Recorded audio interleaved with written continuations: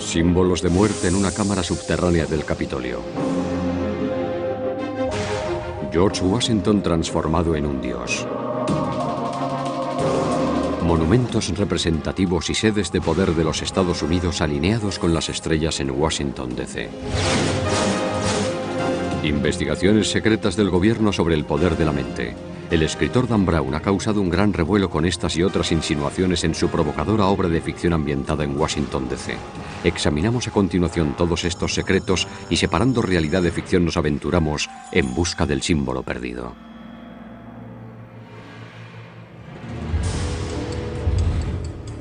Washington, D.C. Una ciudad de secretos e intrigas. El perfecto telón de fondo para El símbolo perdido de Dan Brown. La novela nos lleva por las entrañas rara vez vistas de la ciudad y hurga en una misteriosa sociedad secreta.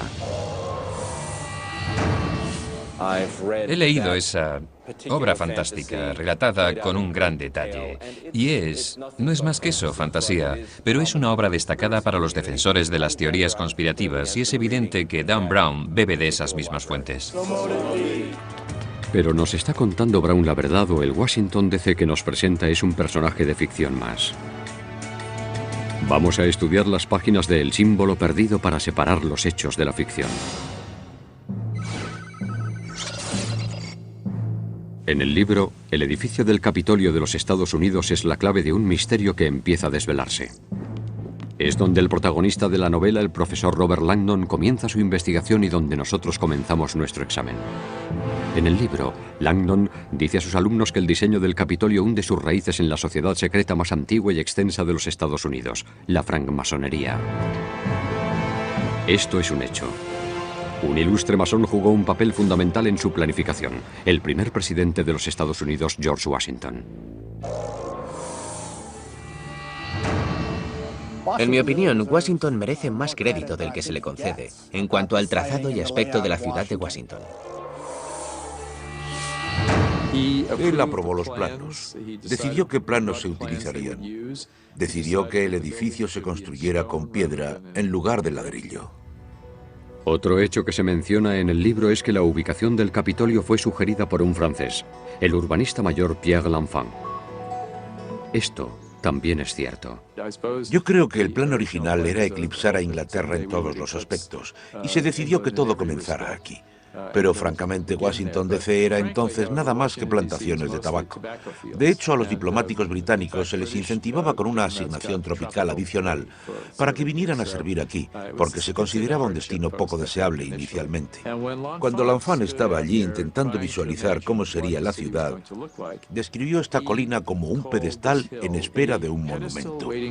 Y aunque L'Enfant no diseñó el Capitolio, sí eligió su ubicación, y Washington estuvo de acuerdo en que aquel era el lugar donde debía levantarse el Capitolio. En la novela, el profesor Langdon sorprende a sus alumnos al decirles que el presidente George Washington colocó la primera piedra del Capitolio en una ceremonia masónica tradicional. Una vez más, el dato es correcto.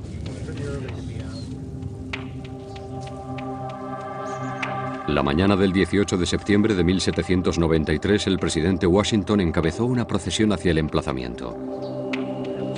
Allí, ataviado con un extraño delantal, dirigió la ceremonia.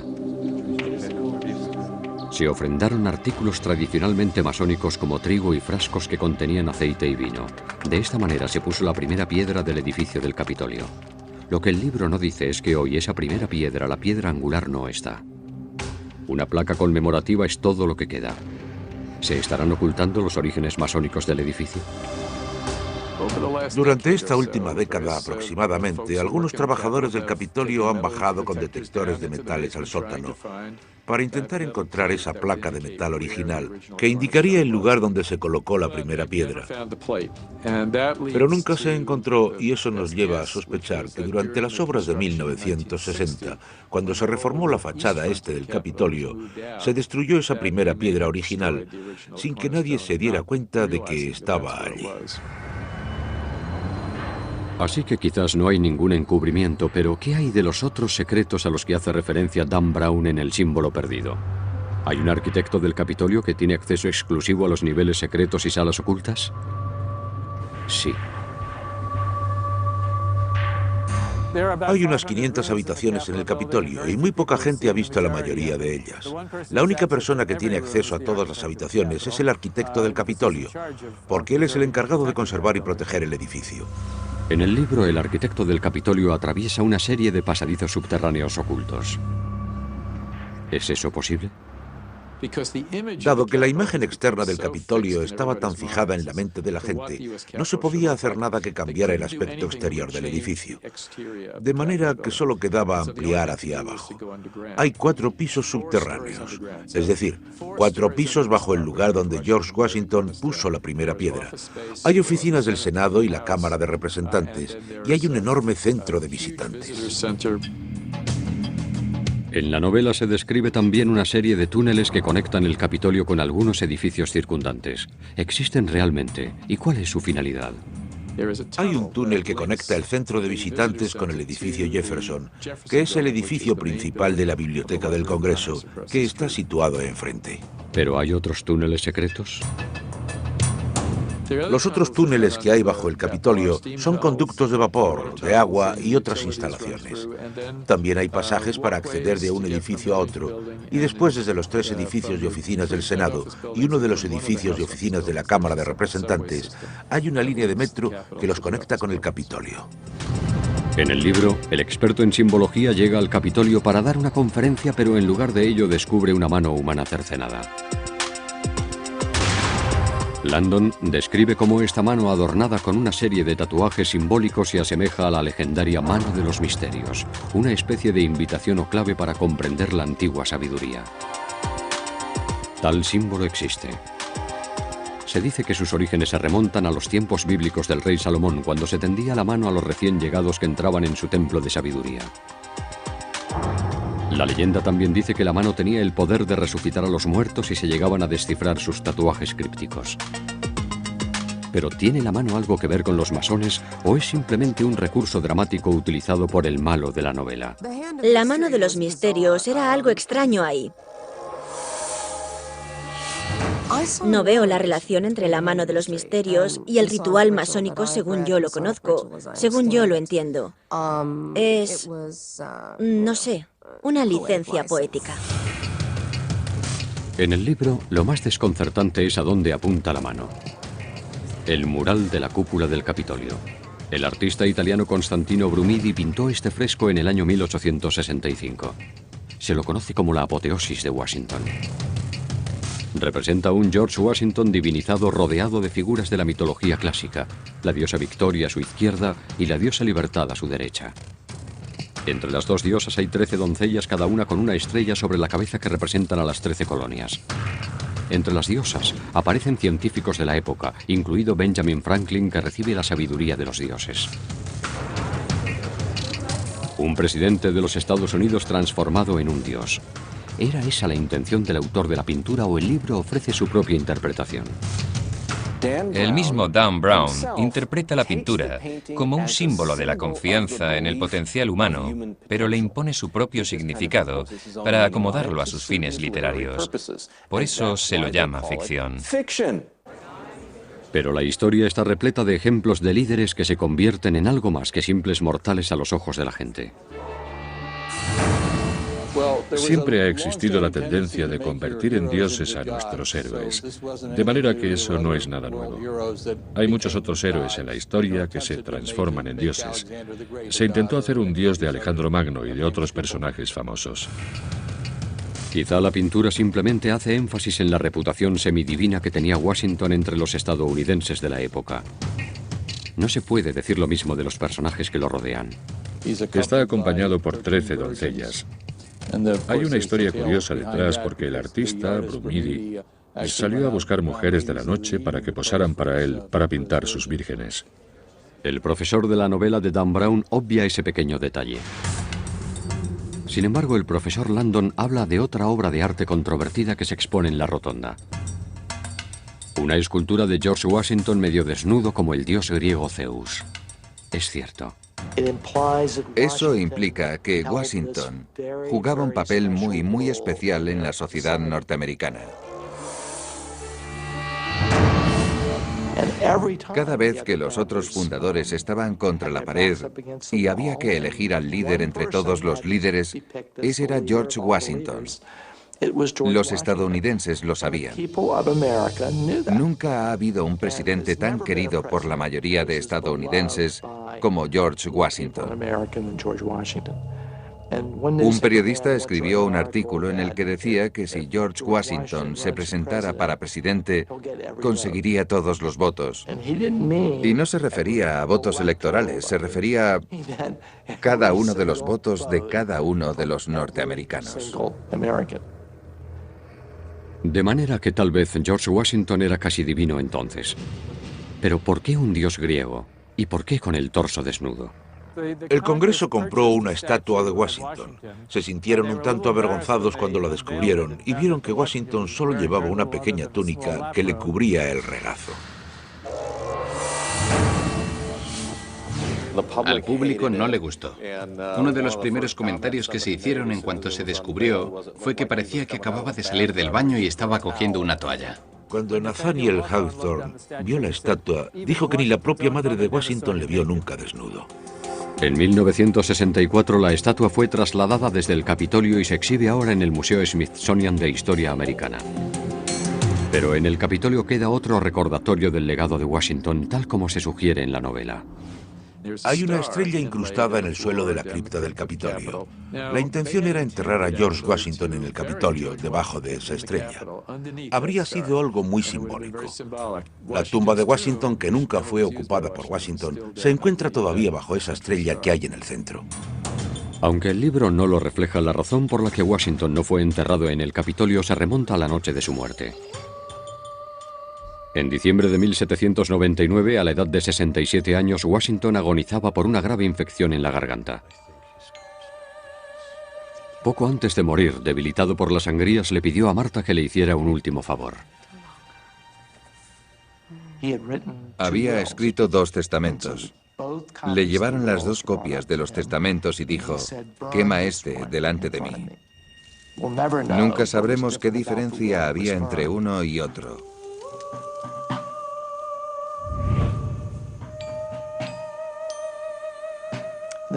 La nación estaba conmocionada. Nadie podía creer que George Washington hubiera muerto. En todo el país se vivió un estado de duelo. Fue enterrado en Monte Vernon, en una ceremonia masónica. Marta estaba tan afectada que no asistió al entierro. Hasta hoy en día hay opiniones enfrentadas sobre si Washington quería ser enterrado en el Capitolio o en Monte Vernon. Washington quería ser enterrado en su panteón en Monte Vernon. Esas fueron sus instrucciones. Eran claras y precisas. Él pensaba acabar en la cripta, en el Capitolio, pero desgraciadamente Marta murió y se ignoró la promesa. La construcción no estuvo terminada a tiempo. Martha Washington murió y los herederos de Washington decidieron que no, que iban a revocar la decisión de Marta. Su última voluntad sigue siendo un misterio. Puede que sus restos no reposen en el edificio del Capitolio, pero su influencia es todavía visible. La hermandad a la que pertenecía subsiste hoy en día. La francmasonería, una sociedad secreta o una sociedad con secretos. En el símbolo perdido, Dan Brown presenta a la masonería como la sociedad secreta más poderosa de la nación. Estamos en todas partes. Pocas organizaciones pueden presumir de tener 14 presidentes de la nación que han sido miembros. El libro describe una habitación masónica privada dentro del Capitolio. Se la llama la Cámara de Reflexión. ¿Es eso cierto? ¿Existe tal cámara? ¿O el libro ha exagerado la realidad para conseguir un efecto dramático? La cámara de reflexión es real. Por todo el mundo hay logias que las tienen. Muchas logias americanas no la tienen, otras sí. Pero las que sí lo hacen no lo hacen de la manera tan romántica que describe Dan Brown en la novela, aunque esa sea la ceremonia tradicional. En ella, los miembros meditan en soledad entre símbolos del tiempo y la muerte. Una calavera que les recuerda la mortalidad y la igualdad, sal que representa el cuerpo, mercurio el alma y azufre el espíritu. En algunas obediencias masónicas te hacen entrar en la cámara de reflexión y te piden que redactes tu testamento para hacerte reflexionar sobre tu propia mortalidad. Inquietante, tal vez para los no iniciados, pero los masones lo ven de manera muy diferente. No se trata de asustar al candidato. ¡Oh, una calavera! Se trata de reflexionar sobre la mortalidad. Tu tiempo en la Tierra terminará. Tu tiempo en la Tierra es corto. Mientras estés aquí, céntrate en lo que es realmente importante en tu vida. Según lo presenta Dan Brown en su libro, un masón podría tener una cámara de reflexión en alguna parte de su oficina o incluso en su propia casa. Esto no es así. ¿Hay cámaras de reflexión ocultas en el subsótano del Capitolio como se describe en la novela? Hay una serie de niveles desde el ático hasta los subsótanos. Lo que están ustedes viendo son imágenes de archivos reales del subsótano del Capitolio tal como se describe en la novela. Esto ya no existe. Todo esto desapareció cuando se construyó el centro de visitantes del Capitolio, que se abrió en el año 2008. ¿Utilizaba alguien esas habitaciones para sus fines personales, ya sea masónicos o de otra índole? Hay habitaciones en el subsótano del Capitolio, pero que yo sepa no son utilizadas por masones. De manera que la cámara de reflexión es algo real, pero que Brown ubique una de ellas dentro del Capitolio es ficción. En el libro, un estudiante define la masonería como una religión, pero el profesor Landon discrepa. Argumenta que nunca trataron de convertir a nadie y de hecho tienen prohibido discutir sobre religión. Déjense caer por la logia. Puede que encuentren algo de interés para ustedes, porque los masones no captamos adeptos. Intentamos que el mensaje se transmita de otras formas. Además, al contrario de lo que afirma el villano de la novela de Brown, el dinero no te ayuda a subir de grado en la masonería. Funciona de la siguiente manera. Alguien se hace miembro regular de la masonería y pasa por los primeros 3 grados. Luego va pasando sucesivamente por los otros grados del rito escocés, desde el grado 4 al grado 32. Pero no se puede entrar en el grado 33 pagando, especialmente del modo rápido que se cuenta en el libro. A Dan Brown debería darle vergüenza decir eso. En el símbolo perdido, Dan Brown describe varios ritos masónicos. Si bien algunos de sus elementos están basados en hechos, las ceremonias reales se mantienen en secreto. No voy a hablar de los métodos de reconocimiento entre masones. No voy a dar detalles del ritual. Y no porque haya nada malo en ellos, sino porque no tenemos por costumbre comentar los detalles del ritual. Es preferible hacerlo a puerta cerrada, de manera confidencial y en privado. Esta recreación se montó con la ayuda de otro maestro masón para comprender mejor sus métodos que se perciben como algo demencial. El candidato entra en la logia sin saber realmente en qué va a consistir la experiencia. Al comienzo de la ceremonia, ni siquiera ve el local porque, conforme al ritual, se le vendan los ojos. El candidato es guiado alrededor de la estancia siguiendo un patrón determinado. La francmasonería se construye alrededor de una iniciación ritual. Iniciación que, a su vez, se construye alrededor de la utilización de símbolos. El ritual es una reafirmación de los orígenes masónicos. El significado de los ritos masónicos está claro. Hay que comprender que el ritual masónico procede de verdaderos albañiles. Albañiles que ponían ladrillos. Albañiles que eran los arquitectos de su época. Ese es el propósito fundamental del ritual. Mantenernos conectados con el pasado y conectados con nuestras creencias. Secretos y símbolos de muerte, tétrico o simplemente mal interpretado. En el libro, el villano de Brown bebe vino en un cráneo. ¿Hacen eso los masones? Los candidatos beben de un cráneo. Digamos que se hace. Bien, y digo yo, ¿y qué? La ceremonia descrita en el símbolo perdido es un rito de una organización de renegados del rito escocés del siglo XIX. Es el rito Sarno. Resulta que ese rito que se emplea desde hace ya unos 2 siglos se ha hecho público.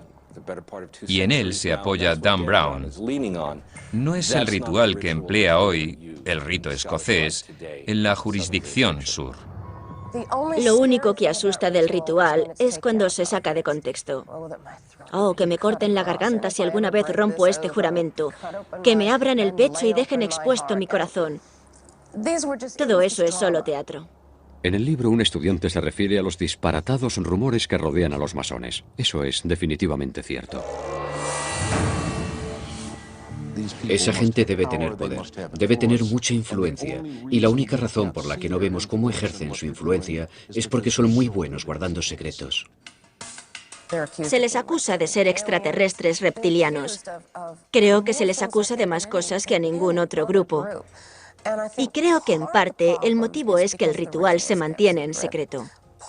Y parte del problema es que hasta muy recientemente los francmasones no han respondido a este tipo de acusaciones, lo que les convertía en el blanco perfecto. En el libro, un masón habla de la importancia de guardar sus secretos incluso bajo amenaza de muerte. Eso es cierto. En el siglo XXI, mantener la palabra dada es algo excepcional, ¿verdad? Vemos realities televisivos en los que la base del éxito está en no cumplir la palabra, en clavar al otro un cuchillo por la espalda, en no mantener las coaliciones. Pero así la sociedad no avanza, así no se construye la civilización. De manera que uno de los fines del secretismo masónico es que la persona aprenda a mantener su palabra incluso en cosas insignificantes, con la idea de que eso le formará para mantener su palabra en las cosas importantes. Y como queda reflejado en la novela, aunque los masones guarden gran cantidad de secretos, la masonería es una sociedad muy poco secreta. Como sociedad secreta, los masones hacemos un pésimo trabajo. Publicamos los horarios de nuestras reuniones en las puertas de los edificios con grandes letreros que dicen: los francmasones se reúnen hoy aquí. Muchos de nosotros llevamos anillos, insignias y muchas otras cosas que nos identifican como masones. Si somos una sociedad secreta, lo estamos haciendo francamente mal. Como hemos visto, el libro se toma sus libertades a la hora de hablar de los orígenes y los rituales masónicos. La interpretación que ofrece del celebrado paisaje de la ciudad revela una visión aún más oscura. ¿Washington DC planificada con relación a las estrellas? Símbolos paganos ocultos en las calles de la ciudad. Vamos a revelar la verdad que hay detrás de la ficción. El símbolo perdido de Dan Brown se centra en los barrios y lugares más emblemáticos de Washington, D.C. Desde el jardín botánico frente al Capitolio, donde un personaje destacado de la novela es llevado contra su voluntad, a los sistemas de cintas transportadoras de la Biblioteca del Congreso y las mansiones históricas de Kalorama Heights, donde el malo de la novela se desenvuelve. Tal vez Brown ambientó su thriller aquí para aprovecharse del carácter críptico excepcional de la ciudad. Miren el monumento a Washington. Es como la aguja de Cleopatra. Es un monumento de estilo egipcio que aparece en medio de Washington, D.C. El monumento es un obelisco que es un símbolo antiguo. Se remonta al tiempo de los egipcios.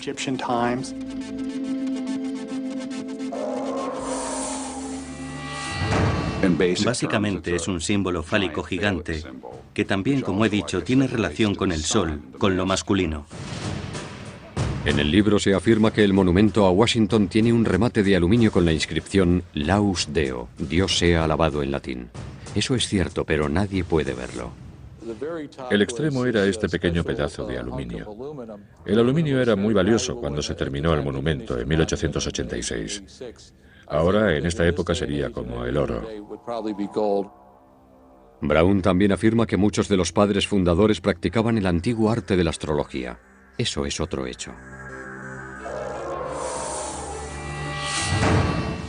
Benjamin Franklin era astrólogo.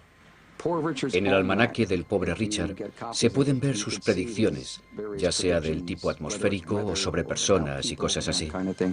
Thomas Jefferson, en su biblioteca, tenía libros de astrología. El dato es cierto. Los padres fundadores contemplaban la astrología como una conexión entre lo terrenal y lo celestial. También es correcto cuando afirma que las colocaciones de las piedras angulares del monumento a Washington, la Casa Blanca y el Capitolio se programaron para coincidir bajo el mismo signo astrológico, Virgo, aunque se colocaron en diferentes años. En astrología se considera un tiempo propicio para acometer nuevas empresas.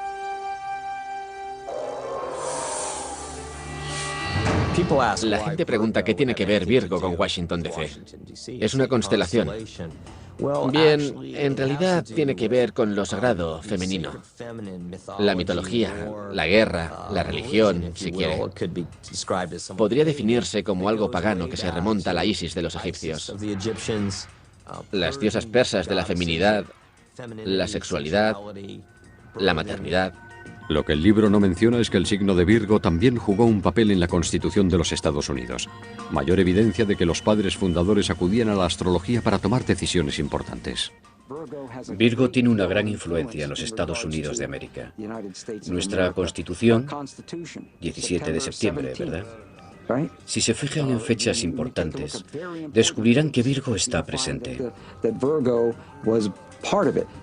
Si se alinean las estrellas del firmamento con cosas que hay en la Tierra, habrá armonía espiritual y se conseguirán grandes cosas. Bajo la guía de los maestros masones George Washington y Benjamin Franklin, el perito Pierre L'Enfant diseñó la ciudad como se afirma en el libro.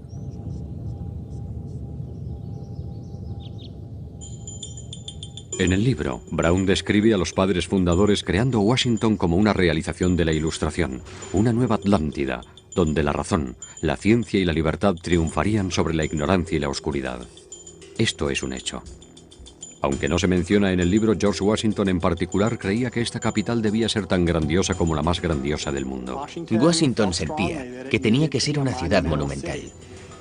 Tenía que ser una ciudad a la que la gente respetara, como a las capitales europeas. Y aunque los Estados Unidos eran una nación joven y pujante, él miraba hacia adelante, hacia el futuro. Washington diseñó la ciudad para reflejar la gloria de Atenas y Roma, aquí, en este nuevo mundo. Estamos aquí en los bancos del río Potomac, en Alejandría, Virginia, donde se colocó la primera piedra de la ciudad de Washington en abril de 1791 por los masones George Washington y otros que llegaron aquí para designar esto como el vértice inferior de lo que era entonces un cuadrilátero inclinado. Así. Y ese es el vértice sur. La novela insinúa que el urbanista de la ciudad, Pierre L'Enfant, trazó las calles de manera que se representaban símbolos masónicos. El plano de L'Enfant puede verse como un mapa en Freedom Plaza, una localización fundamental en la historia de ficción. Aquí, en el libro, el personaje de Catherine Solomon afirma que el billete de $1 de los Estados Unidos contiene una estrella de Salomón oculta, un símbolo masónico clave. Eso es cierto. Dibujen una línea uniendo las letras MASON y combínenlo con la pirámide. Desde que L'Enfant diseñó la ciudad, la gente no ha dejado de buscar símbolos y significados. Hay nuevas interpretaciones en curso y muy controvertidas. Todo esto se menciona en el libro de Dan Brown. Cuando se mira el trazado, aparecen signos como un pentagrama. Algunos de los supuestos símbolos, incluyendo el sello de Salomón de 6 puntas, han sido identificados. Y la cruz de los caballeros templarios. Pero mucha gente, incluidos algunos de los estudiantes en el símbolo perdido, ven una intención más oscura. Hay una teoría que dice que el trazado de las calles, la ciudad, el Capitolio y demás, si se miran desde arriba, forman ciertos símbolos satánicos, como un pentagrama invertido. Por ejemplo, hay quien dice que entra dentro del paganismo. Otros van más lejos y afirman que todo esto es satánico. La sola idea de que se han incorporado símbolos satánicos en el trazado de las calles de Washington, D.C., a instancias de los masones, es un completo disparate. La francmasonería no practica ningún tipo de magia. La masonería fue creada por hombres que luchaban contra ese tipo de creencias. El libro también habla de las teorías conspirativas que ven una simbología siniestra en el gran sello de los Estados Unidos. En el reverso hay una pirámide inacabada de 13 niveles de piedras. En el anverso aparecen 13 estrellas dispuestas en forma de hexagrama. Para algunos esos son símbolos masónicos con significado satánico. Otra vez el 13. Quiero insistir en esto. No es un símbolo satánico. No es nada negativo. En realidad, se simbolizan los 13 estados que fundaron esta nación. Los padres fundadores buscaron símbolos que representaran la durabilidad de la nación. La pirámide simboliza fuerza y duración, algo que permanece para siempre. Otro símbolo supuestamente sospechoso es el ojo que todo lo ve, situado encima de la pirámide. Se presenta como un icono siniestro en el intento del villano por exponer los secretos de la hermandad. Para los masones, sin embargo, esto representa el ojo de Dios, un recordatorio de que Él siempre está observando sus pensamientos y sus actos. No hay nada satánico, no hay nada necesariamente pagano europeo en el ojo que todo lo ve. Siempre ha sido un arquetipo universal del sol, o el sol y la luna, durante siglos. Era realmente una declaración positiva. El ojo dentro del triángulo básicamente quería decir, estamos fundando esto bajo la protección de Dios. Es una gran declaración. Los teóricos de la conspiración cuestionan estas ideas sobre el Gran Sello. Pero lo cierto es que los masones no están detrás del ojo o la pirámide en el Gran Sello. De los 3 comités del Congreso y las 14 personas que estuvieron involucradas en el diseño del Gran Sello, solo una de ellas era un francmasón, y ese era Benjamin Franklin. Y ellos detestaban sus ideas. Le decían que sus ideas eran estúpidas. Como bien afirma el experto en simbología de la Universidad de Harvard de la novela de Brown, estas imágenes son símbolos universales que aparecen en muchas culturas y no forman parte de la masonería. No hay nada demoníaco en sus símbolos, sus templos. Ellos solo quieren libertad. Quieren la separación de la Iglesia y el Estado. Quieren la libertad de culto. El libro se ha tomado ciertas libertades al hablar de los símbolos y rituales masónicos, pero va incluso más allá con su enfoque de una nueva ciencia muy controvertida. En la novela de Dan Brown, El símbolo perdido, la científica Catherine Solomon tiene un laboratorio ultramoderno aquí en el centro de apoyo del Museo Smithsonian en Silver Hill, en Maryland. En estas instalaciones, que ocupan más de 46.000 metros cuadrados, se almacenan millones de objetos y especímenes. Pero aquí no hay ningún departamento de noética. Esa parte de la novela, incluida la científica, es solo ficción. Pero sí hay un instituto de ciencias no éticas al otro lado del país, en las colinas del norte de California. Aquí los investigadores realizan estudios sobre las posibilidades de la mente humana. Y el equivalente de la científica de la novela en el mundo real es Marilyn Schlitz. A través de la historia y en todas las culturas ha habido personas que decían tener la capacidad de, utilizando la mente, la conciencia, influir en el mundo físico. Lo que hemos hecho es desarrollar una serie de experimentos para estudiar ese tipo de afirmaciones en un laboratorio bajo condiciones científicas controladas. Aunque Dan Brown nunca visitó el instituto, su personaje de ficción realiza experimentos similares. El experimento de la intención, por ejemplo, trata de determinar si una persona que mira a otra que se encuentra en otro lugar puede afectar a su salud física. El sujeto es conectado a un encefalógrafo en una sala de aislamiento especial forrada con plomo. Muy parecida al cubo de aislamiento utilizado en el laboratorio ficticio de la novela de Dan Brown, esta habitación está insonorizada y aislada de forma que ninguna onda de radio puede penetrarla, así que no es posible hacer trampa. La imagen en la pantalla va cambiando aleatoriamente entre tomas en directo del sujeto y del espectador. Cada vez que aparece la imagen del sujeto, el espectador intenta enviar pensamientos de afecto y consuelo. Así funciona básicamente el experimento. Lo que intentamos averiguar es si es cierto o no que cuando se centra la atención en una persona distante, su fisiología se despierta. Más o menos como si oyera su nombre susurrado, por ejemplo. Y cuando no se la mira, esa reacción desaparece. Esa es la esencia del experimento. El sujeto desconoce cuándo su imagen aparece en la pantalla, de manera que no puede tratarse de una reacción a un estímulo físico. Al igual que la científica de ficción de la novela, los investigadores han descubierto una relación significativa entre los pensamientos sanadores del espectador y una reacción fisiológica del sujeto. Hemos visto esos mismos efectos repetidamente en diferentes laboratorios, así que hay algo ahí. La pregunta ahora es, ¿y qué? ¿Tiene esto algún efecto curativo? Lo asombroso es que el efecto tiene lugar sin ninguna conexión física. Si no es una señal y nada ha podido viajar de aquí hacia allí, tiene que ser alguna otra cosa. De manera que hasta ahora la única explicación que tenemos es que nuestras ideas del modo en que se conecta el espacio entre esas dos personas no son del todo correctas. Aunque no se menciona en el libro, este concepto ha gobernado la ciencia occidental desde el siglo XVII, cuando el filósofo y matemático francés René Descartes hizo un pacto con la Iglesia para evitar la persecución. La Iglesia dijo, de acuerdo, les dejamos hacer ciencia, no les consideraremos herejes. Pero haremos un pacto. Ustedes estudian los aspectos físicos, pero el alma y la conciencia serán asunto nuestro. Y todavía estamos viviendo el legado de ese pacto político en el que, en efecto, la ciencia cree que el único aspecto relevante en la investigación es el aspecto material y físico. Un experimento no mencionado en la novela sugiere que podríamos ser capaces de adivinar el futuro. El sujeto es conectado a un encefalógrafo y se le colocan unas gafas especiales de LED y unos auriculares. De un modo aleatorio, los LEDs emiten destellos y por los auriculares se transmiten señales de sonido, lo que provoca una reacción fisiológica en el sujeto. Verán un flash u oirán un sonido aleatoriamente. No saben cuándo, yo no sé cuándo. Lo elige un ordenador al azar. Según el Dr. Radin, el experimento ha demostrado que el cerebro reacciona antes de que se produzcan los destellos o el sonido. Es como si el organismo viera el futuro unas fracciones de segundo antes. Yo prefiero el término presentimiento, con el significado de sentir antes, como oposición a precognición, conocer antes. En la novela, Brown argumenta que si bien esto puede parecernos imposible, muchos de los avances científicos de hoy en día también eran inimaginables para nuestros padres fundadores. Hasta muy recientemente, en términos de ciencia, pueden ser unos 100 años. Eso era un disparate. Era un principio inamovible. No hay acción-reacción a distancia. La única forma en que dos objetos podían interactuar era estando de alguna manera próximos entre sí. La mecánica cuántica vino a desbaratar eso, como lo hizo la relatividad. En el mundo del símbolo perdido, cuanto más sabemos, más queremos ocultar.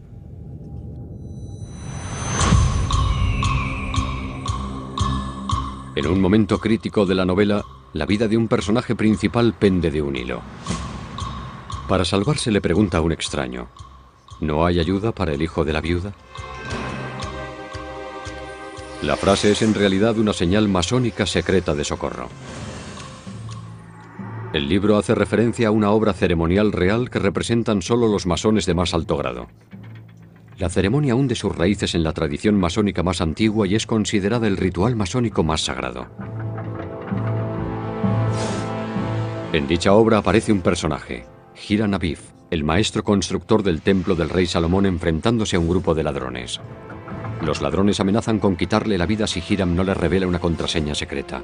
Hiram se niega y cuando lo están matando exclama: ¿no hay ayuda para el hijo de la viuda? Hoy, el coraje de Hiram y la fidelidad a su palabra de no revelar el secreto es un principio básico para todos los masones. Otro grupo cuya existencia misma depende de códigos y cifras es la Agencia Central de Inteligencia. En el símbolo secreto, un director de seguridad de la CIA irrumpe en el Capitolio y toma el mando. ¿Es cierto que la CIA tiene la autoridad suficiente para tomar las riendas con la excusa de que se trata de un asunto de seguridad nacional? Tradicionalmente, el FBI es el que se ocupa de los asuntos que se refieren a la seguridad nacional. El director de seguridad de la CIA no tiene esa autoridad. No tiene mayor autoridad que usted y que yo para detener a un ciudadano. Peter Ernst ha pasado 35 años de su vida en la CIA realizando operaciones encubiertas por todo el mundo. Lo que sí encuentra cierto en el libro de Dan Brown es el uso que hace el personaje de los mensajes codificados. Los códigos y los mensajes cifrados eran muy importantes en la CIA. Toda la información por cable que entraba y salía de la central a los agentes de campo y viceversa estaba codificada. Cuando reclutábamos agentes y los poníamos a trabajar y no podíamos reunirnos personalmente con ellos, utilizábamos lo que se llama comunicación impersonal. Se escribía todo, se codificaba y se enviaba a la gente. Los agentes y los oficiales de inteligencia de la vida real también se comunican utilizando teléfonos seguros. Son teléfonos en los que la conversación queda encriptada. Y naturalmente es una encriptación automatizada. No tienes que sentarte tú a escribir una conversación en código. Otro misterio que aparece en la novela de Dan Brown es Kryptos. El libro afirma que esta escultura está en terreno de la CIA y que un ejército de desencriptadores no ha conseguido descifrarla por completo. ¿Existe tal escultura y quién ha sido capaz de dejar perplejos a los espías más expertos? Kryptos, que en griego significa oculto, es obra del artista James Sanborn. En una curiosa entrevista para la televisión, Sanborn habla de su obra. Me pareció oportuno diseñar una obra de arte para una agencia secreta que se fuera desvelando lentamente y mantuviera un cierto nivel de interés. En 1991, Sanborn descubrió criptos ante una audiencia de espías escépticos. Lo que vieron fue una gran escultura representando un pergamino de cobre que en forma de S emergía de lo que parecía ser una impresora. En el pergamino había un texto encriptado complejo dividido en 4 secciones que constaba de 1800 caracteres. Estudié arqueología durante años y me sentí fascinado por los secretos que permanecían ocultos bajo tierra y que se desvelaban de una manera tan laboriosa. Y de alguna manera quería que Criptos fuera algo muy similar, una escultura que se revelara. Criptos es un acertijo dentro de un acertijo que será resuelto solo después de que los 4 pasajes encriptados se descodifiquen. Hasta ahora solo 3 de ellos se han resuelto correctamente. Daba por hecho que esos primeros segmentos se resolverían en cuestión de días, como máximo semanas. En realidad les llevó 9 años. Estaba en la agencia hablando con un contratista y me dijo, ¿sabes que cuando todo estuvo terminado, vinieron aquí con radares de neutrones que penetran en el terreno y un montón de artilugios radioactivos para inspeccionar la zona? Si la pista está en algo enterrado en el terreno, nadie lo sabe. Y Sanborn no abre la boca. El símbolo perdido describe una dirección y un puzzle al que se refiere como Franklin Square. Hay en efecto una plaza Franklin en Washington, D.C. Y hay en efecto un puzzle creado por Benjamin Franklin, también llamado el cuadrado mágico de Franklin. En este ancestro de los sudokus, las cifras en diagonal, horizontal y vertical suman lo mismo. Pero los códigos y cifrados tienen otras funciones, además de ser herramientas para el espionaje. Un apretón de manos particular identifica a un extraño como amigo. Cerraduras con combinación protegen objetos de valor de los ladrones. Y como describe el libro, se dice que códigos y cifrados guardan los secretos del conocimiento de los místicos.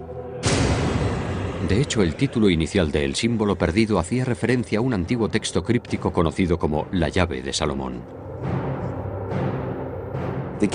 La llave de Salomón es el título de un manual de magia medieval. Llave en el sentido de manual de magia ritual. A lo largo de los años son muchos los que han afirmado que han descifrado los códigos y que dominan los secretos de la magia negra de Salomón. En el libro de Dan Brown, el villano está inspirado en Aleister Crowley, un hombre que afirmaba haber descifrado los secretos de la llave de Salomón. Este hombre existió. Aleister Crowley, una de las figuras más famosas de la magia ritual del siglo XX, está descrito muy fielmente.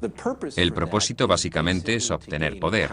Su deseo, su objetivo, es convertirse en un dios oscuro que domine a los demonios. Es lo que él quiere conseguir con el poder que, espera, le será otorgado por su observancia ritual. A finales del siglo XIX, Crowley ganó notoriedad utilizando amuletos y talismanes de influencia salomónica en rituales ocultos exacerbados por el sexo y las drogas. Crowley escribió libros y viajó por todo el mundo dando conferencias donde detallaba sus secretos místicos y astrológicos. La jerarquía de la Iglesia consideraba a Crowley un hereje y lo calificó como el hombre más perverso del mundo.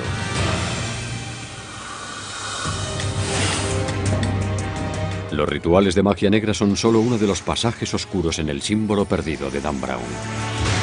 Las conspiraciones secretas juegan otro importante rol, incluida una que amenaza con desgarrar el tejido mismo de la nación.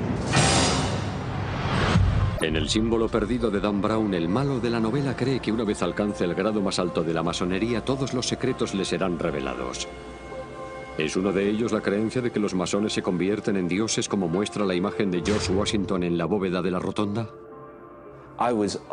Me quedé completamente pasmado cuando leí todo aquello sobre la apoteosis, la idea de, no sé, personas convirtiéndose en dioses. Tengo que decir que eso no es algo que se enseñe en la francmasonería.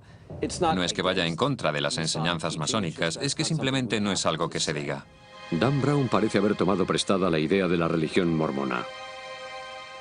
En la doctrina de los santos de los últimos días, un aspecto central es que los individuos, si hacen pactos con Dios de cierta naturaleza, en un cierto lugar, mediante la intervención de cierta autoridad, y viven conforme a ellos, en algún momento después de la muerte pueden ser elevados al estatus de deidad. Y eso es parte de la herencia de la humanidad. Eso es lo que Dios está diciendo cuando dice, os hago coherederos con Cristo. Esta controvertida doctrina ha causado escepticismo a muchos, pero lo cierto es que la creencia se remonta a los primeros cristianos. En los primeros días de la Iglesia cristiana hubo líderes importantes que afirmaban cosas como que Dios se hizo hombre para que el hombre se hiciera Dios. No hay muchas maneras de interpretar eso. La vieja, antiquísima doctrina de la apoteosis dice que todo es como un círculo. Por supuesto, Dan Brown da su propio giro interpretativo a esta cuestión. Otro tema central en el símbolo perdido es la creencia en una conspiración masónica. Varios de los alumnos de Dan Brown hablan de rumores que afirman que los masones están gobernando el mundo en secreto. Sus sospechas no sorprenden porque las teorías conspirativas son tan americanas como el pastel de manzana. Hay muchas teorías conspirativas porque los seres humanos son desconfiados por naturaleza.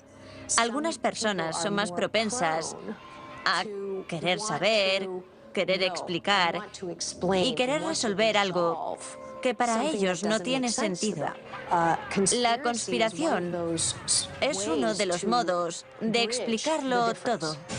Las teorías conspirativas se han generalizado tanto que la gente ya no sabe qué creer. En este momento, el que cree que Oswald actuó solo es considerado el chiflado, no el conspiracionista. Se considera que los conspiracionistas son los que tienen la verdad. En el símbolo perdido, la teoría de la conspiración de Brown se centra en los masones. Los francmasones han sido el objetivo principal preferido de los conspiracionistas. No creo que haya un grupo que haya soportado más ataques. Si escribes en Google masones y empiezas a entrar en las páginas, verás que se les acusa de estar detrás del Holocausto, de ser una fuerza para la conspiración judía y una fuerza para la conspiración del dinero. Se dice que los masones y los judíos gobiernan los bancos y por tanto gobiernan el mundo. Los masones se convierten en grandes blancos en parte porque se niegan a responder a las acusaciones. Es fácil acusar a alguien de pertenecer a una sociedad secreta malvada cuando ese alguien no te va a decir cuál es la verdad. Los masones están por encima de eso y esto juega a favor de los acusadores. Creo que se trata de nuestra necesidad de saber. Si se nos oculta algo y a eso se añade nuestra inclinación a pensar mal antes que bien, es que vamos a buscar una explicación negativa a algo que no terminamos de entender. Si oyes algo negativo acerca de un masón, ¿para qué quieres más? La cosa se dispara y los masones son la encarnación del diablo. En el símbolo perdido, el profesor Langdon recuerda los años en los que escribía sobre las ricas tradiciones masónicas. Reconoce que han sido acusados de adorar al diablo y conspirar para instaurar un gobierno mundial. Una búsqueda simple en Internet enseguida revela que eso es cierto. El presidente Bush, el presidente Clinton eran miembros del Skulls and Bones, una sociedad secreta con raíces masónicas. Reagan fue nombrado masón de honor, al igual que Truman. Es algo que está relacionado con personas muy influyentes y así se perpetúa. Los partidarios de las teorías conspirativas ven en el ojo que todo lo ve que aparece en el billete de $1 un símbolo de este nuevo orden mundial. Decidió ponerlo ahí un masón, el presidente Franklin Roosevelt. Lo cierto es que el nuevo orden mundial no es nada nuevo. Como se cuenta en el libro, los padres fundadores crearon uno. La evidencia se encuentra aquí, en el gran sello. Debajo del ojo que todo lo ve y la pirámide aparecen las palabras Novus Ordo Seclorum. Significa nuevo orden de las eras. Y es muy importante porque el nuevo orden de las eras es la república, una forma de gobierno representativa y no la monarquía que era el viejo orden de las eras. Querían un nuevo orden mundial, una nueva Atlántida donde prevaleciera la libertad. Brown narra cómo este nuevo orden mundial representaba una amenaza para los líderes del clero que temían una pérdida de poder e influencia. Brown, en Ángeles y Demonios, hablaba de la lucha entre luz y oscuridad, y a lo que se refería con luz y oscuridad era la razón, la lógica y el esfuerzo científico como salvación de la humanidad, en contraposición a la superstición y a la espiritualidad. Desde entonces, los grupos religiosos han contraatacado afirmando que los masones en realidad solo buscaban una nueva forma de dominación mundial. El comunismo sería un ejemplo perfecto en la época moderna. La religión queda abolida. La espiritualidad es vista como una superstición. El Gran Hermano y el gobierno cuidarán de nosotros desde la cuna hasta la tumba. En la hermandad se bromea diciendo que a ver cuándo organizamos el Fish and Chips para discutir el plan de dominación mundial. No vamos a apoderarnos del mundo. La creencia en estas y otras conspiraciones está muy arraigada en los Estados Unidos porque en ocasiones resultan ser ciertas. En el símbolo perdido de Dan Brown, oficiales de la CIA interceptan conversaciones telefónicas y correos electrónicos. ¿Qué hay de realidad en esto? ¿Nos espían como a los protagonistas de la novela? Casi todos llevamos encima un teléfono móvil. Obviamente, cuando hablas por un teléfono móvil, lo que dices sale al aire, y estando ahí cualquiera puede interceptarlo y escucharlo, e intentar entenderlo. Aunque hables en otro idioma, aunque utilices palabras en código para ocultar cosas, alguien puede analizarlo, y alguien puede encontrarle sentido a lo que estás diciendo. Y eso es así para cualquier tipo de comunicación. Una vez que sale al aire, puede ser capturado por alguien, y hay una probabilidad de que lo entienda. Los oficiales de la CIA en la novela de Brown podrían estar utilizando una red de espionaje a nivel mundial llamada Escalón. Durante los últimos 30 años se ha venido utilizando para espiar a naciones extranjeras, grupos terroristas y cárteles de droga. En el proceso, los ordenadores de Echelon capturan prácticamente todas las conversaciones electrónicas que se producen en el mundo. Se dice que Echelon intercepta especialmente comunicaciones vía satélite, comunicaciones que se envían vía satélite. Por tanto, ya sean conversaciones gubernamentales o de empresas, encriptadas o no encriptadas, la acusación es que los Estados Unidos, la NSA, Agencia de Seguridad Nacional, está escuchando todo tipo de conversaciones. Durante años el sistema Echelon ha sido acusado de centrarse en algo más que los malos.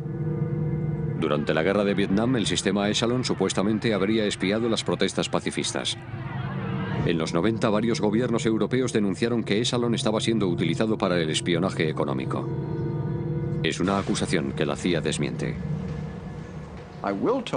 Yo le digo que durante mis años en inteligencia nunca se dirigieron a nosotros y tampoco lo habríamos aceptado para obtener información de una compañía o una empresa privada para entregársela a otra. Las conspiraciones surgen del secretismo y la desconfianza, y nadie ha estado en el centro de más polémicas conspirativas que los masones. En el símbolo perdido, Dan Brown retrata a los masones como algunos de los hombres más poderosos de la nación. ¿Es eso cierto? Es un hecho que 14 expresidentes de los Estados Unidos eran masones reconocidos, cerca de un tercio del total. Además, al menos 35 magistrados de la Corte Suprema, así como incontables congresistas, se han comprometido a mantenerse fieles a los juramentos masónicos. Miembros masones recientes son el senador Trent Lott de Mississippi, los congresistas Eric Cantor de Virginia y Joe Wilson de Carolina del Sur. Es asombrosa la participación de la francmasonería en la historia y la gran cantidad de nombres, de todos conocidos, que han sido miembros de la hermandad. En el libro, Brown afirma que la francmasonería, llamada también el oficio, hunde sus raíces en los canteros que construyeron las grandes catedrales de Europa. Lo que el libro no dice es que para construir esas obras maestras de la arquitectura, los albañiles necesitaban conocer los últimos métodos científicos de la época en lo referente a la física, la geometría y las matemáticas. Esta conexión íntima con el poder religioso y el seglar permitió a los masones como grupo desarrollar una perspectiva única. A la francmasonería no le interesa el dogma porque no es una organización religiosa. No tiene un credo de fe concreto. Es el medio por el que personas con diferentes dogmas y credos se reúnen como seres humanos, como hermanos. El grupo adoptó como símbolos las herramientas y la terminología de su oficio. Su símbolo universal incluye una escuadra y un compás. Los miembros son catalogados como aprendices o maestros masones. Se reúnen en una logia, una palabra derivada de los edificios temporales que los maestros canteros levantaban en los lugares de construcción. El profesor de la novela es conducido al George Washington Masonic Memorial. ¿Existe tal lugar? Sí. Es una edificación de 101 metros de altura que se encuentra en Alejandría, Virginia. Se empezó a construir en el año 1922 en honor a George Washington, que había sido venerable maestre de la logia de Alejandría. En la novela, el profesor Langdon compara a la masonería con una empresa moderna. La empresa mantiene en secreto sus métodos y la masonería sus rituales. La masonería no es una sociedad secreta, es una sociedad con secretos. Si todo el mundo conociera los apretones de manos secretos o las palabras secretas, todo el mundo se aprovecharía de la hermandad. Eso ha preocupado a la hermandad durante más de 200 años. En El símbolo perdido, Brown habla de la masonería como algo muy popular entre la mayoría de los padres fundadores. Esto es correcto. Sus antepasados procedían de Europa, donde las guerras de religión habían desgarrado la sociedad. Estaban decididos a no cometer el mismo error en esta nueva nación. Para muchos de los padres fundadores, la masonería era una parte importante de sus vidas. Era como una extensión de las ideas de la Ilustración. Era la edad de la razón. Se trataba esencialmente de intentar que la sociedad abandonara los viejos métodos y emprendiera el que ellos creían que era el mejor camino hacia el futuro. Hoy consideramos la libertad de expresión una piedra angular de nuestra Constitución, pero en el siglo XVIII hablar de ciertas cosas podía costarte la vida. Esto obligó a los masones a reunirse en secreto en tabernas y sótanos. Los francmasones hablan de democracia, libertad, autodeterminación, libertad de expresión. Eso era percibido como una amenaza por la aristocracia, por reyes, por emperadores, por una iglesia que tenía poder. El libro habla del deseo de nuestros antepasados de establecer una nueva nación bajo los principios de los avances de la ciencia, no de los dogmas religiosos. Eso también es cierto, pero ¿eran la mayoría de esos hombres deístas, como se afirma en la novela? Los padres fundadores eran por lo general deístas. Creían que había un Dios, pero no apoyaban ninguna religión en particular. Por esta razón, como se afirma en la novela, esta idea se plasmó en uno de los principios básicos de los Estados Unidos: la separación entre Iglesia y Estado. Lo que también se menciona en el libro es que la misión emprendida por los masones de construir una nueva sociedad ilustrada no fue una tarea fácil. Otros grupos, como los Caballeros Templarios y los Rosacruces, tuvieron ideas similares, pero fueron aplastados por los poderosos grupos eclesiásticos. El libro también describe cómo durante siglos en Europa líderes de las iglesias fuertemente relacionados afirmaban hablar en nombre de Dios y exigían fidelidad a sus creencias y principios. Pensadores científicos avanzados como Isaac Newton y Leonardo da Vinci se vieron obligados a ocultar gran parte de sus trabajos para no ser tachados de herejes. Eso es cierto. Cualquiera que planteara diferentes teorías científicas sobre lo que ocurría fuera de nuestro planeta podía perder la vida. Algunos de ellos fueron quemados en la hoguera. La novela también está en lo cierto cuando dice que los masones rechazan el dogma religioso. El único requisito es creer en un poder superior, no en un Dios específico. Lo que hace la francmasonería es estimular al hombre en su fe, no animarle a que imponga su fe a los demás. Lo que están diciendo básicamente, y es lo que odian los fundamentalistas, es que hay diferentes caminos para llegar a un mismo destino. Esa amenaza se convierte en realidad con la firma de la Declaración de Independencia en 1776. Declarando la independencia, estos hombres lo arriesgaron todo por un concepto nuevo llamado libertad. Esta vez, el sueño se hizo realidad y en 1878 muchos de los principios básicos masónicos se convirtieron en partes integrantes de la Constitución de los Estados Unidos. Según Brown, la mitad de los firmantes de la Constitución eran masones. Los masones, sin embargo, creen que la cantidad está más cercana al tercio. El símbolo perdido habla del papel de los masones en la fundación de la idea del sueño americano. Pero lo que no dice es que esta influencia masónica ha tenido un profundo efecto más allá de la política. El directivo del béisbol, Branch Rickey, contrató al primer jugador afroamericano de las ligas mayores del béisbol, Jackie Robinson. El icono literario Mark Twain nos presentó a Tom Sawyer y Huckleberry Finn, y John Glenn se convirtió en el primer americano en orbitar la Tierra. Desgraciadamente, los masones también han tenido su ración de ovejas negras. El traidor Benedict Arnold, J. Edgar Hoover, controvertido director del FBI, e incluso se rumorea que el despiadado dictador comunista Joseph Stalin era masón. Su conexión con los centros de poder provocó que muchos se preguntaran si los masones realmente tendrían secretos siniestros. El hecho de que los masones persiguieran un sistema de creencias más elevado no hizo nada para detener a sus enemigos. La batalla entre la luz y la oscuridad estaba a punto de comenzar.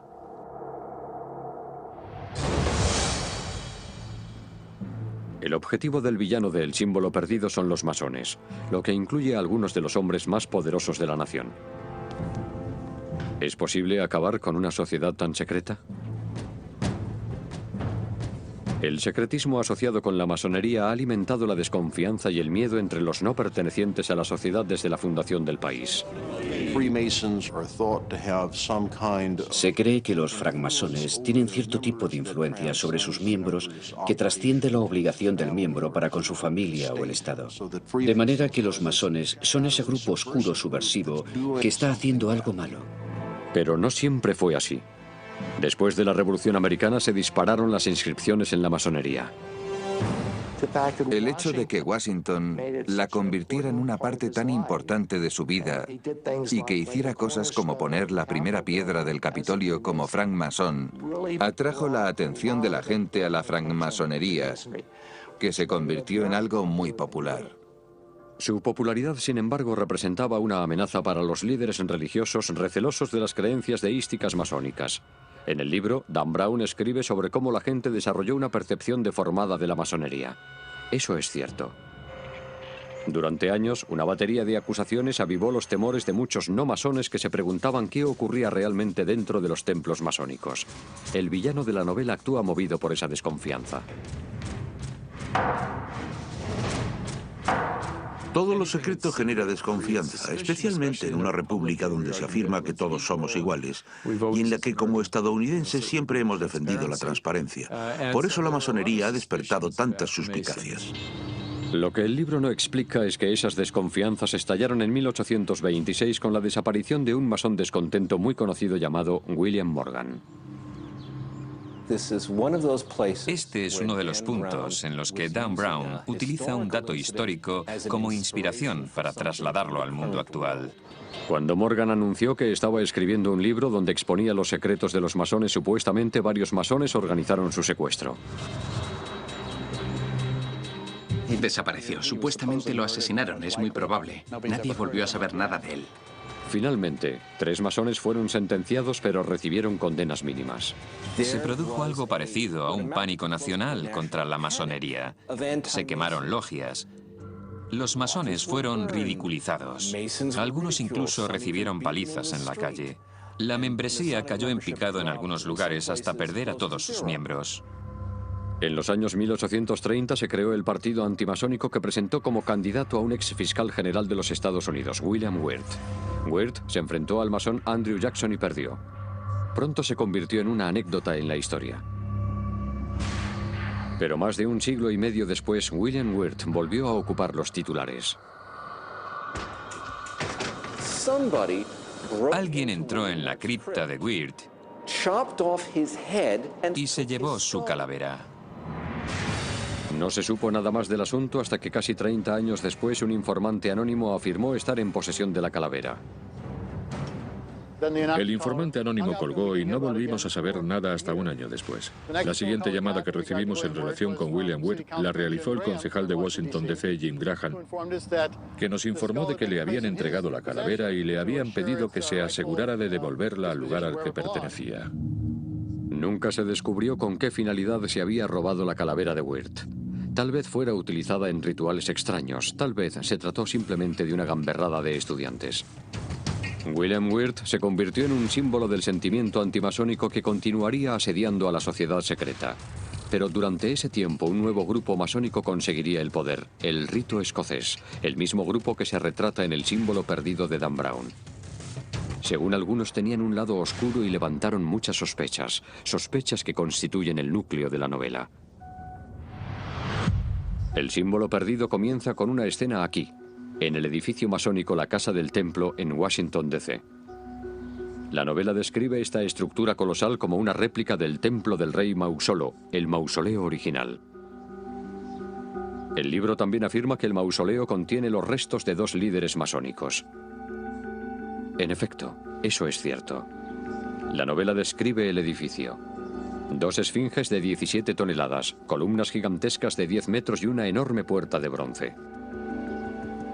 La novela también dice que sobre el enorme altar del templo hay una claraboya. En realidad, estas descripciones son exactas. Esta es la sede del grupo masónico más poderoso de la nación, la jurisdicción sur del rito escocés. En el símbolo perdido, el profesor Langdon se encuentra cara a cara con este busto de Albert Pike, un hombre al que muchos consideran la persona más famosa de la que menos se ha hablado. Albert Pike probablemente sea uno de los hombres de letras menos conocidos y, sin embargo, más influyentes que haya conocido nunca este país. Albert Pike era el Howard Stern, el gran provocador de la francmasonería. Albert Pike es probablemente uno de los francmasones más incomprendidos del mundo. Ha sido vilipendiado muchas veces por individuos que son fundamentalistas. Lo que en la novela no se menciona es que Albert Pike es uno de los hombres enterrados en el interior del templo. ¿Pero por qué? ¿Por qué los masones guardarían los restos de alguien tan vilipendiado en su templo? Realmente es una figura oscura. Yo suelo referirme a él como un Francis Bacon oscuro. Era un hombre enorme. Medía más de 1,80 m. Pesaba unos 100 kilos. Era un matemático, lingüista, jurista, orador, poeta muy brillante, y estableció unos rituales bastante exóticos para la masonería avanzada. Junto a George Washington, Albert Pike es considerado uno de los masones más influyentes de todos los tiempos. Después de los movimientos antimasónicos de los años 20 y 30 del siglo XIX, Albert Pike, casi sin ayuda, rejuveneció a los masones. Revisó y reorganizó los rituales masónicos y preparó una vista general de sus principios fundamentales en su libro aparecido en el 1871, Moral y Dogma. Como cabeza del rito escocés en Washington, la influencia de Pike se extendió por todo el gobierno federal. Tenía una red asombrosa de personas a su entera disposición. Estaba muy bien conectado con el Capitolio. Era querido por muchos y temido por muchos otros al mismo tiempo. Estas conexiones masónicas demostraron ser muy útiles para Pike a raíz de un grave escándalo.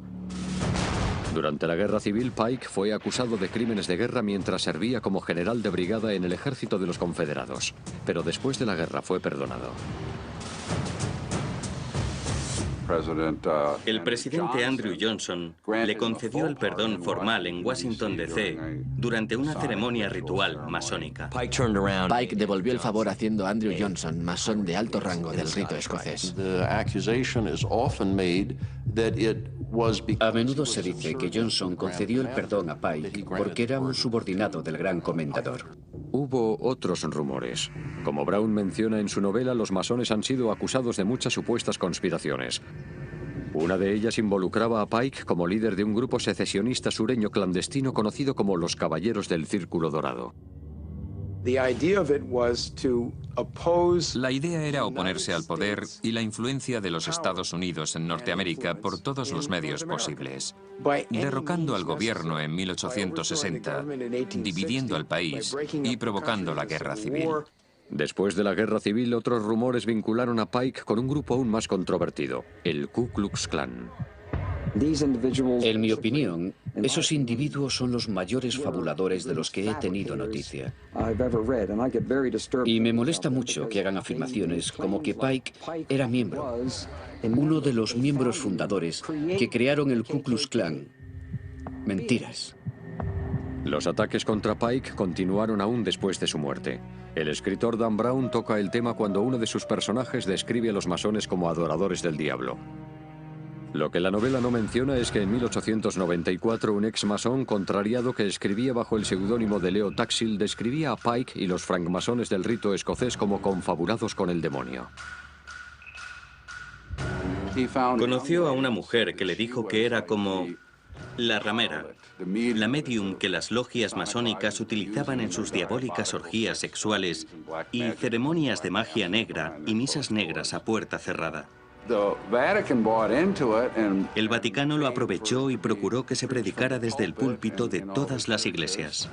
Taxil fue tan lejos como para decir que Albert Pike creía que Lucifer es Dios. Esto está basado en una cita del libro de Pike, Moral y Dogma, donde Pike se refiere a Lucifer. Los grupos antimasónicos inmediatamente se agarraron a esto como prueba de que Albert Pike era satanista. Básicamente decían que por mencionar a Lucifer era un adorador del diablo. Era un adorador del diablo satánico, el mayor de todos ellos. El Papa de la época escribió edictos que decían específicamente que era un hombre peligroso. Los masones, sin embargo, afirman que Pike utilizaba el nombre de Lucifer con su significado original latino, que es portador de luz. No se refería a Satán, se refería a una estrella, se refería a la estrella Venus. No se trata de adoración al diablo ni adoración a Satán. A lo que él se refería con eso era a la luz, la iluminación a través de la lógica, de la razón y de la ciencia. Leo Taxil finalmente se retractó diciendo que se lo había inventado todo, pero el daño ya estaba hecho. Hasta hoy en día, a los telepredicadores como Pat Robinson les encanta sacar a Pike de su pequeña bolsa de herramientas para demostrar que la francmasonería es parte de una conspiración mundial y que realmente los masones adoran al diablo. Tal como Pike fue acusado de controlar a los masones, el gobierno de los Estados Unidos es sospechoso de estar implicado en el control de la mente. En El símbolo perdido, la científica de ficción de Brown habla de cómo los investigadores militares llevan tiempo estudiando la manera de aprovechar los poderes de la mente. Menciona programas del gobierno donde se estudiaban la percepción extrasensorial y la visión remota, una especie de viaje telepático mental. Esto está basado en un experimento militar real en el cual a un voluntario se le pidió que describiera una localización dentro de la Unión Soviética. Solo se le dieron las coordenadas geográficas, pero hizo un dibujo que tenía una similitud asombrosa con el lugar real al otro lado del mundo. Todo esto formaba parte de una operación militar secreta para utilizar videntes para espiar a los soviéticos. Este tipo de investigaciones se siguen llevando a cabo y juegan un papel destacado en El símbolo perdido. Uno de los personajes principales de la novela es una científica que hace investigaciones en el campo de la noética. Como se describe en la novela, la noética está relacionada con experiencias que muchos de nosotros tenemos a diario. Esa sensación incómoda que tenemos de que algo no marcha bien, lo que nosotros llamamos presentimiento. Esa conexión psíquica que las madres parecen tener con sus hijos. El poder de la oración que parece ayudar a alguien a sanar. Todo esto entra en el campo de la ciencia noética, y la verdad sobre la ciencia noética es tan extraña como cualquier ficción que aparezca en El símbolo perdido. El estudio científico intensivo de los llamados fenómenos psíquicos comenzó en los años 30 cuando el parapsicólogo norteamericano J.B. Rhine empezó a realizar experimentos de percepción extrasensorial en laboratorio. Rhine hacía que los participantes en el experimento intentaran predecir cuál de entre 5 cartas se sacaría de un mazo barajado.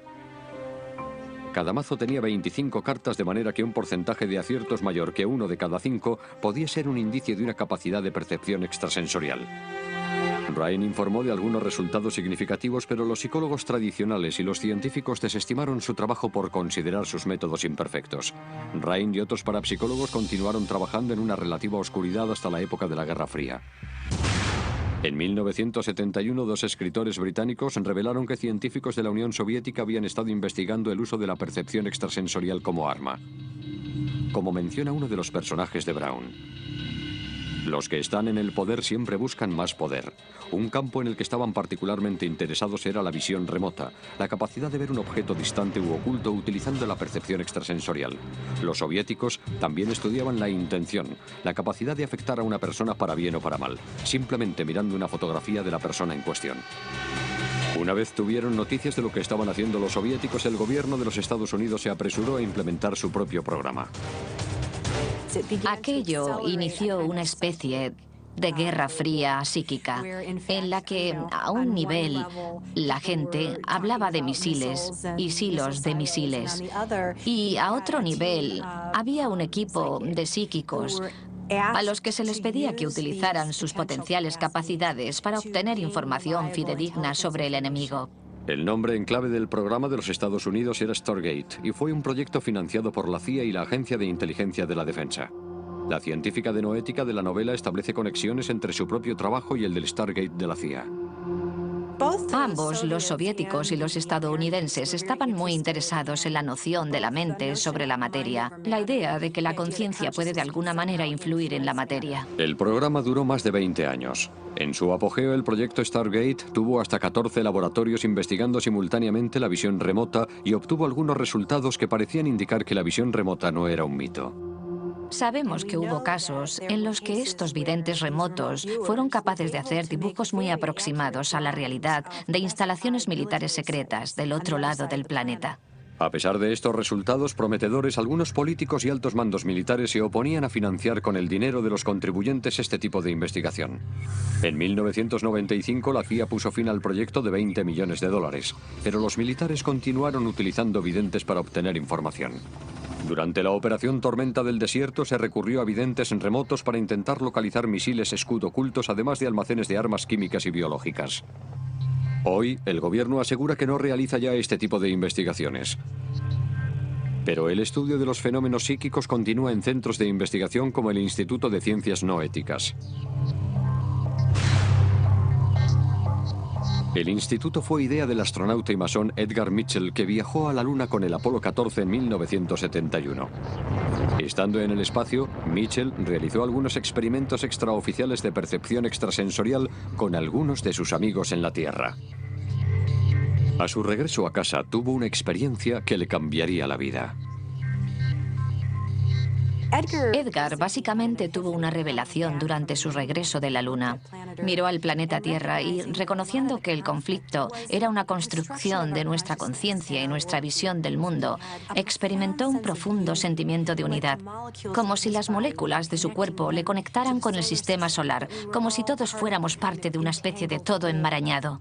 Esta experiencia inspiró a Mitchell para crear el Instituto de Ciencias No Éticas dedicado al estudio de la mente humana y su potencial. En el símbolo perdido, la investigadora de noética intenta determinar el peso del alma con el fin de confirmar su realidad física. Esto está basado en experimentos de la vida real. En el inicio, cuando los científicos intentaban medir la conciencia o el alma, llevaban a cabo, en efecto, un experimento en el cual medían y pesaban un cuerpo antes y después de la muerte, con la idea de que de alguna manera estaban pesando el alma. Pesar el alma es algo que no se considera ya realizable, pero lo que la gente ha estado intentando hacer es desarrollar la idea de que la conciencia podría ser algo más que simplemente física. La científica de ficción de Brown cree que sus investigaciones demuestran que los fenómenos psíquicos como la telepatía, la clarividencia, la precognición y la mente sobre la materia son reales. Lo mismo creen los investigadores del Instituto de Ciencias No Éticas. Cuando se examinan todos los resultados de ese tipo de experimentos, se encuentran evidencias estadísticas muy fuertes de que no solo hay un efecto real, sino que ese efecto es repetible. Y esa es en realidad la clave en la ciencia, que sea repetible en laboratorios independientes. La investigadora de noética de Dan Brown afirma que el pensamiento en grupo, como la oración en grupo, los círculos de sanación, pueden tener un profundo efecto. En el mundo real, la ciencia noética ha estudiado el poder de la oración y la conciencia de grupo para provocar un cambio. A diferencia de lo que se plantea en el libro, en el mundo real los resultados no son concluyentes. Creo que en este punto son absolutamente necesarias mayores investigaciones, porque es algo ampliamente practicado. Descartarlo simplemente porque no encaja en nuestro modelo científico convencional es cometer una injusticia con una experiencia de calidad con la que la gente ha convivido durante milenios. De manera que la ciencia en el libro de Dan Brown está a años luz por delante de las ciencias no éticas en la realidad. ¿En qué más la realidad no coincide con la ficción? Como hemos visto, Dan Brown ambienta su novela de suspense en un mundo de hechos y de posibilidades. Las cámaras de reflexión existen, pero no en el subsótano del edificio del Capitolio. El gobierno financió la investigación sobre los poderes de la mente, pero no en el Instituto Smithsonian. La mano cercenada está basada en una leyenda real. Y es cierto que el Capitolio de los Estados Unidos tiene un fresco en el que aparece George Washington como una figura divinizada. También hemos visto que algunos aspectos de la descripción de Dan Brown de un Washington oculto se basan en gente, localizaciones y sucesos reales. La ciudad, en efecto, tiene referencias a civilizaciones antiguas. El templo del rito escocés existe. Tiene 2 esfinges de 17 toneladas en la fachada principal y está coronado por una pirámide inacabada. En el interior hay una enorme sala del templo con un tragaluz imitando al ojo que todo lo ve del billete de $1 y 2 cuerpos sepultados. La descripción que se hace en la novela de los símbolos secretos ocultos en el trazado de la ciudad ha fascinado a los simbologistas y teóricos de la conspiración de todo el mundo. La primera piedra del monumento a Washington en efecto contiene una Biblia, y las palabras latinas Laus Deo, que significan Dios sea alabado, están grabadas en el remate de aluminio del monumento. La afirmación que se hace en el libro de que los padres fundadores de los Estados Unidos creían en la astrología es cierta. La Casa Blanca, el Capitolio y el monumento a Washington están alineados con las estrellas y sus primeras piedras fueron colocadas bajo el mismo signo astrológico, Virgo. Y la Catedral Nacional contiene 10 piedras del monte Sinaí, una pequeña roca lunar y una gárgola con el rostro de Darth Vader. También sabemos que la masonería es una organización real y que su naturaleza secreta ha generado una gran controversia. Pero también es cierto que el libro oscurece muchos de sus símbolos y rituales. Un ejemplo de esto es el uso que se hace en la novela del Fénix bicéfalo. El símbolo masónico real es el águila bicéfala. Otro secreto masónico al que se alude pero no se describe en la novela es la cadena de la unión. Este ritual simboliza la unión de mente, espíritu y cuerpo a través del universo, la transformación del uno en el todos. Esta ceremonia utiliza el poder de la conciencia grupal para provocar un cambio. Cuando se tienen un número de personas centradas en un ritual específico, un ritual que han visto ejecutar quizás cientos de veces antes, uno esperaría, desde la perspectiva de la ciencia noética, ver algún tipo de cambio efectuado.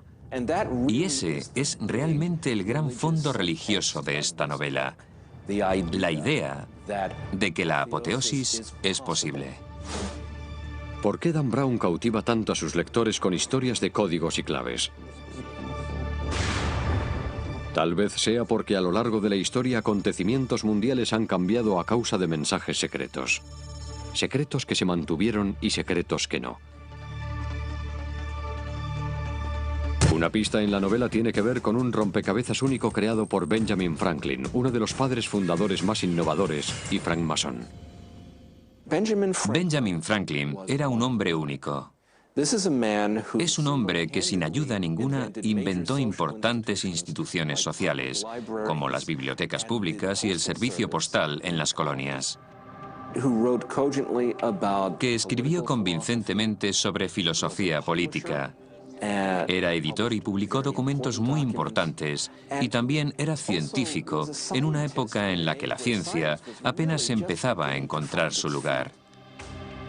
Supongo que no debería sorprenderme que también se dedicara a las matemáticas recreativas, como en el caso del cuadrado de Franklin de orden 8. Crear un cuadrado mágico no es nada fácil, y sin embargo hizo una pequeña industria casera de ello. Pueden encontrar el cuadrado de Franklin de orden 8 en uno de sus almanaques, creo. Es decir, estamos hablando de un genio polifacético y un hombre de Estado. Aunque no se menciona en el libro, la carrera de George Washington estuvo a punto de ser arruinada por una conspiración secreta. Durante la guerra, el general americano Benedict Arnold estuvo a punto de provocar él solo la derrota colaborando con agentes británicos. Su plan fue descubierto solo cuando las fuerzas americanas capturaron a un oficial británico que portaba una nota codificada con una clave y tinta invisible. En el libro, Dan Brown escribe sobre la leyenda de la pirámide masónica y su papel en la protección de los misterios antiguos. Brown dice en El símbolo perdido que los masones son los últimos guardianes de los antiguos misterios. Y eso es parcialmente cierto. Las tradiciones de la francmasonería proceden de muchas diferentes fuentes. Entre esas fuentes se incluyen los influyentes escritos de grandes pensadores como Isaac Newton y Francis Bacon, así como libros sagrados como la Biblia, el Corán y el Bhagavad Gita. Esto es algo en lo que Dan Brown está históricamente bastante acertado. Hubo una serie de religiones misteriosas en Grecia, en Roma, en Egipto. Pero, ¿cuáles eran las creencias de esas religiones misteriosas? No pretendo hacer un chiste, pero es un misterio. En El símbolo perdido, Brown habla del inmenso poder de la Biblia de transformar para mejor, pero también advierte del peligro de interpretar literalmente su prosa críptica. Los padres fundadores insistieron en la separación de Iglesia y Estado. Por la misma razón, los masones ponen tanto empeño en eliminar todo dogma religioso de sus rituales y creencias. La novela cuenta que Thomas Jefferson llegó incluso a reeditar la Biblia para eliminar cualquier interpretación. Y eso es rigurosamente cierto. Le llevó 16 años. Lo que hizo fue coger la Biblia y sacar línea tras línea todo lo que dijo Jesús. Jefferson dijo, en esto quiero centrarme, en lo que dijo Jesús, no en todos esos intérpretes. En lo que El símbolo perdido se equivoca, sin embargo, es cuando afirma que la Biblia de Jefferson se entregaba a todos los nuevos miembros del Congreso durante la primera mitad del siglo XIX.